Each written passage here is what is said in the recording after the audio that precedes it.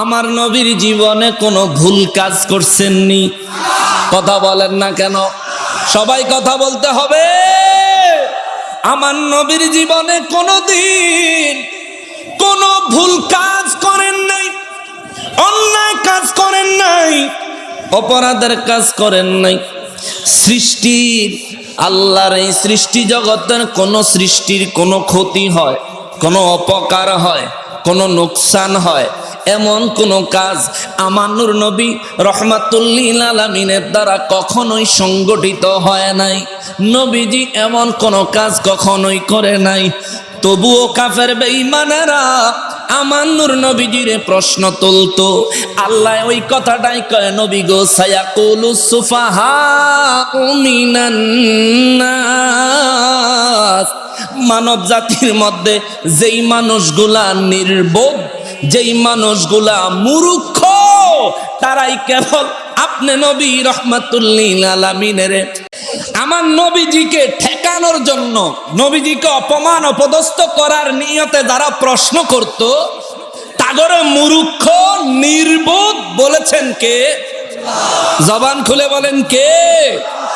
তার মানে বোঝা গেল যারাই নবীর ইজ্জতে আঘাত করতে চায় তারাই মূর্খ নির্বোধ সিদ্ধান্তকার।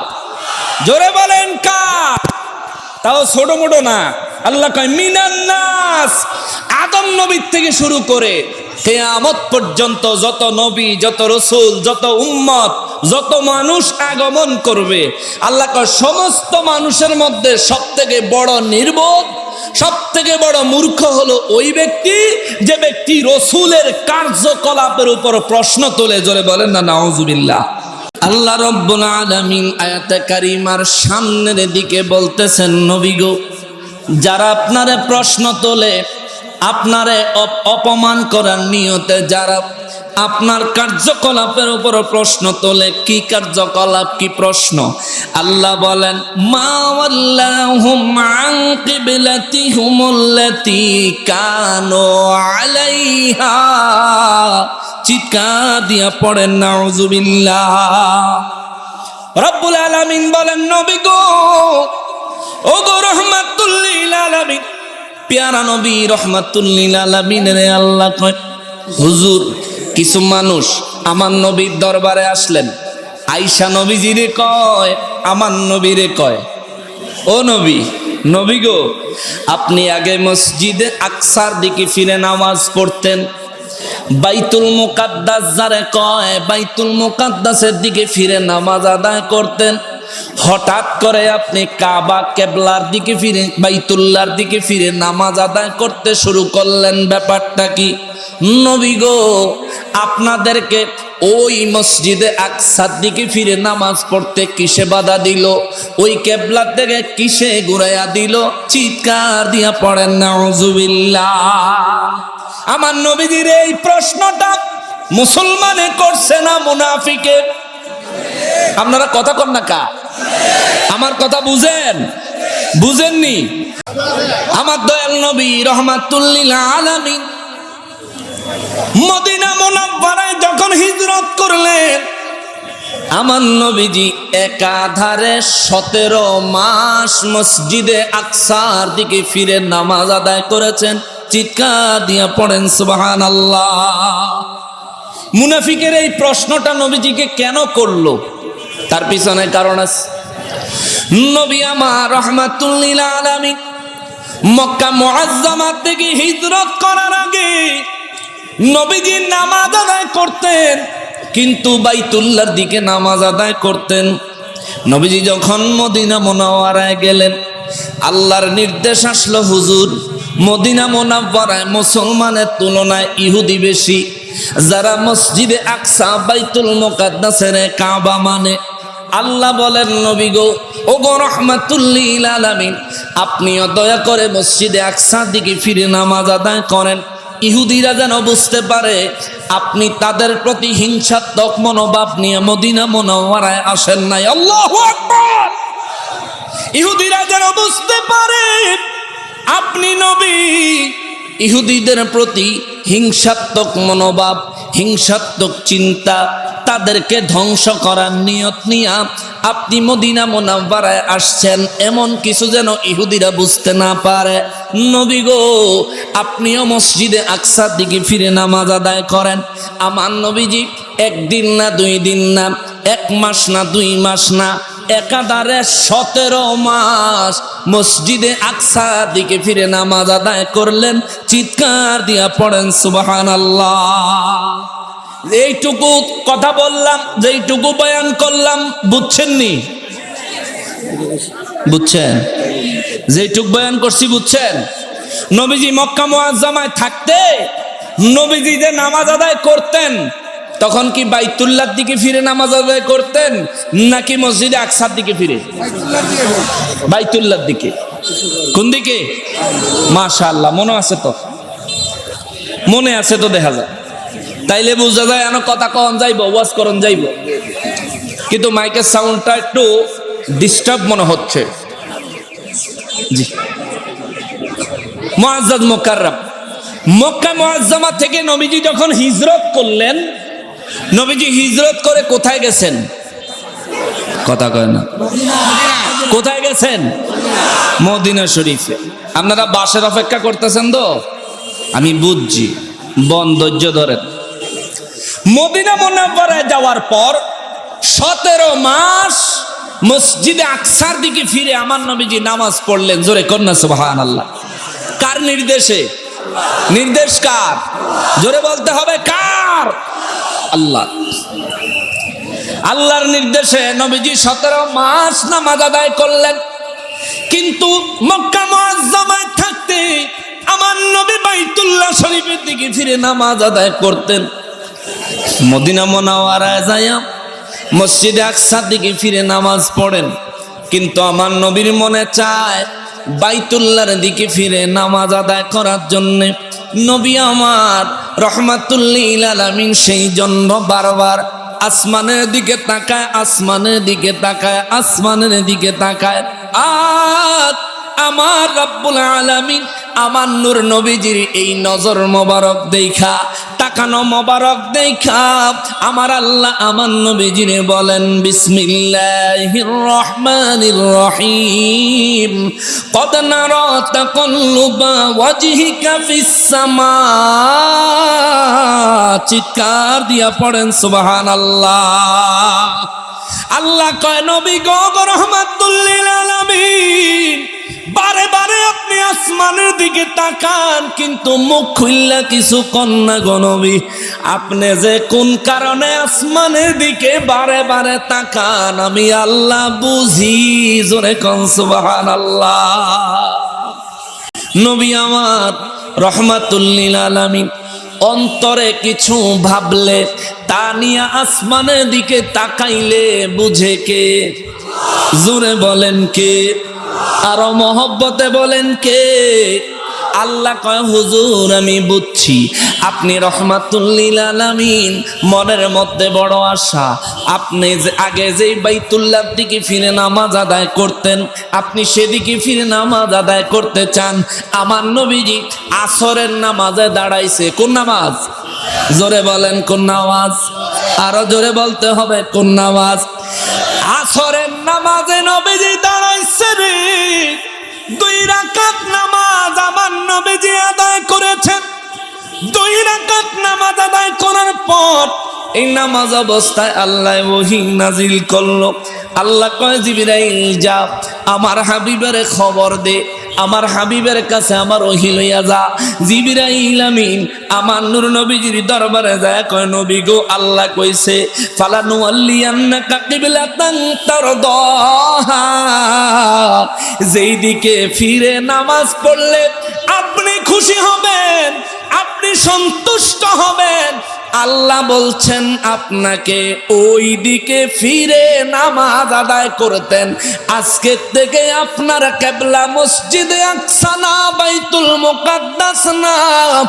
আপনি আশা নিয়ে উপরের দিকে তাকানোর কারণে আল্লাহ আপনারে খুশি করার জন্য বাইতুল্লাহ শরীফের আবার কাবা বানায়া দিছে। জোরে বলেন সুবহানাল্লাহ। আল্লাহু আকবার, ইয়া রাসূলুল্লাহ, জিন্দাবাদ,